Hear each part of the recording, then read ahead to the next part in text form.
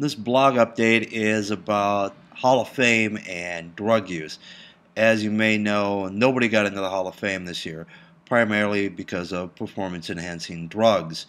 Now, our last three presidents have used drugs, non-performance enhancing, just recreational. Clinton smoked weed, Bush smoked weed, coke, and got a DUI.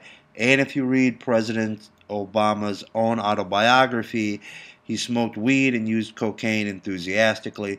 They would have contests where they would get so baked in the car you couldn't see out the windows. All three of these men have been president of the United States of America. They've all used drugs. They've all admitted to it to one level or another.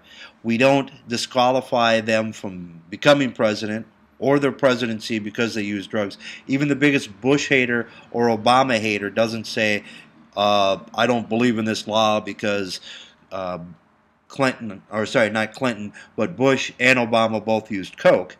But Clemens and Bonds can't get into the Hall of Fame because they use testosterone.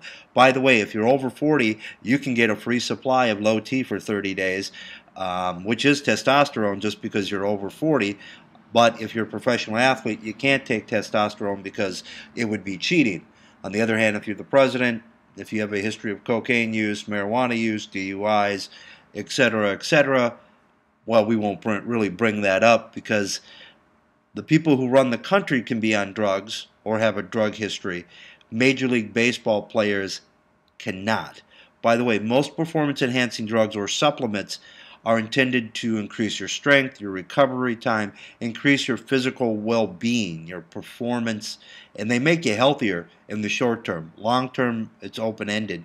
But when you see athletes use Gatorade, Gatorade's a performance-enhancing drug, and it's fair as long as the other side uses it. Caffeine, performance-enhancing drug. You know what the biggest performance-enhancing drug is?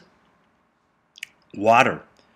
Try doing anything for a prolonged period of time without water, particularly something athletic or stressful.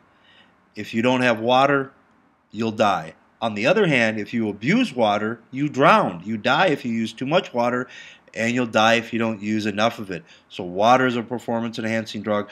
Also, don't forget that oxygen, when you see athletes using pure oxygen on the sidelines, those guys are cheating too, because they're using a drug to enhance their performance and increase their recovery time.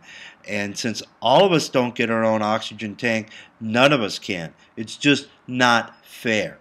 So don't forget, when you see people drinking water, Gatorade, or using oxygen on the sidelines, those are criminals too. They're all cheating.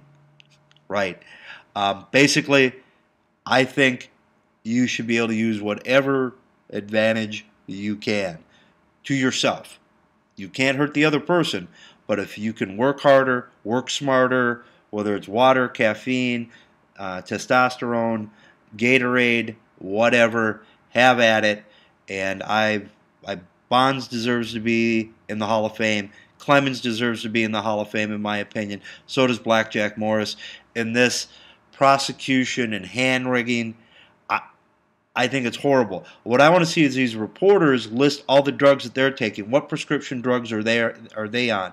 In addition, what prescription drugs are their kids on? Are their kids on? Do their kids have ADD? Do they have ADD? Are they taking 2, 3, 4 prescription drugs? Has their kid been on Ritalin since he was in 3rd grade, and they're giving everyone a lecture about performance-enhancing drugs when they're on multiple medications?